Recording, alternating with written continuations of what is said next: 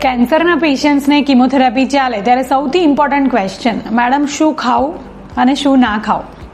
તો મારો આન્સર્સ છે, આપણે સ્મોલ મીલ ફ્રીક્વન્ટ ઇન્ટરવલ્સ ઉપર લઈએ, હાઈ પ્રોટીન ડાયટ ખાઈએ, જે પણ આપણે ખાઈએ એ it should be cooked, fresh, hygienic અને પ્રિફરેબલી હોમમેડ.